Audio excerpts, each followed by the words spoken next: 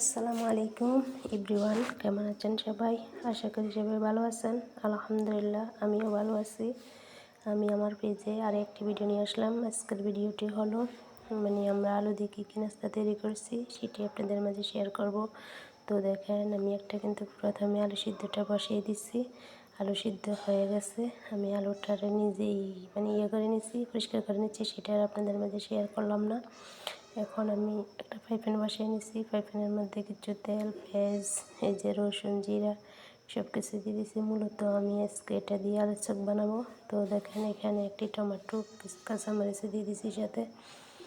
তো মশলাটা আমি ভালোভাবে কষিয়ে নিতেছি।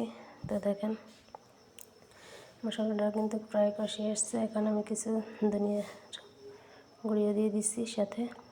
তো আমার আসলে বয়স দিতে অনেক কষ্ট হয়, কারণ একটু অসুস্থ, সেই জন্যই বয়স দিতে একটু কষ্ট হইতেছে। তো সাথে একটা ডিম ছিল, মনে ছিল না। তো দেখেন, আলুর কালারটা কিন্তু অনেক সুন্দর আসছে, অনেক সুন্দর কালার। তো আমার আলুর চপটা কিন্তু প্রায় চলে আসছে। আর এখন আমি বানাবো আলু দিয়ে। তো আমি আলু দিয়ে আর একটি নাস্তা তৈরি করব, সেটা হলো আলু দিয়ে ফিশ ফ্রাই। তো আমি আলুটারে কুটি প্রায় 10 মিনিট ভিজিয়ে রাখছি। এই যে এখন আমি কিন্তু কুড়িয়ে নিচ্ছি, আলাদাভাবে সিদ্ধ করে নিচ্ছি, সেটা দেখাই না। আর এই যে এখন দেখেন, আমি আলুটা কিছু সরিনতে একটা ফ্রাই প্যান বসিয়ে দিয়েছি, আর সেইখানে কিছু তেল দিয়ে দিয়েছি। এখন আমি আলুটারে ভেজে নিতেছি। তো দেখেন, কালারটা কিন্তু খুব সুন্দর আসছে। আমি কিন্তু আলু ফিশ ফ্রাইটাই আজকে ফার্স্ট বানাইছি। তো দেখেন, ওয়াও, মাশাআল্লাহ, কালারটা কিন্তু অনেক সুন্দর আসছে। তো এটা কিন্তু আমরা সবাই মিলে খেয়েছি, অনেক স্বাদ হয়েছে, অনেক উপভোগ করছি সবাই মিলে। তো এখানে আমি আর একটি রেসিপি একই সাথে যোগ করলাম, সেটা হলো কাউনের সেলের সিন্নি। তো দেখেন, আমি একটা নারকেল করে নিতেছি। তো আমি নারকেলটা কিন্তু করে নিতেছি, কিন্তু এই যে দেখেন, এখানে কাউনের সেলের সিন্নিটা।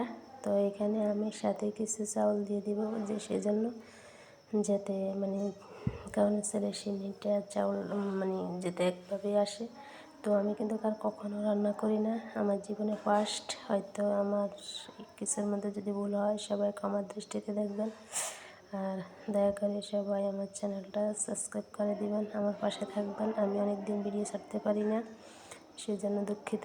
তো এই যে আমি চালটা আর এটা একসাথে মিশিয়ে নিতেছি। এই যে আমি মিশিয়ে নিচ্ছি। এখন কিন্তু আমি ধুয়ে নিব। আর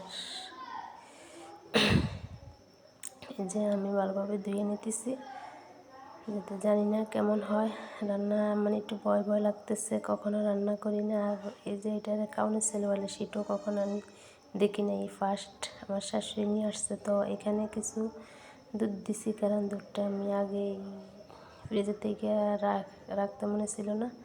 তো পরে আমি কি করব, তাড়াহুড়া করে রান্না করতেছি, বোতল কাইটা তারপরে দুধটা দিয়ে দিছি আর কি। তো আমি এখানে 1 কেজি দুধ দিলাম, আর সাথে একটা নারকেল আর চাউলটা একবারে উঠিয়ে দিচ্ছি আর কি। তো এই যে দেখেন, আমি কিন্তু এখানে উঠিয়ে দিচ্ছি পানিটা, আর সাথে আমি খেজুরের গুড় দিচ্ছি, কারণ ওই গুড়টা আমার শাশুড়ি আনছিল। তো দেখেন, কালারটা কিন্তু অনেক সুন্দর হয়েছিল, কারণ ফার্স্ট রান্না করতেছি, একটু ভয় ভয় লাগছিল, তারপরও বুকে বল রেখে গেছি রান্না করতে। তো দেখেন, এখন গুড়টা আমি কিন্তু ফুল গুড়টাই দিয়ে দিচ্ছি, কারণ যাতে একদম পারফেক্ট মিষ্টি আসে। আর ওরা, আমার শাশুড়ি আর একটু মিষ্টি বেশি খায়, সেজন্য। তো দেখেন, কালারটা কিন্তু সুন্দরই আসছে।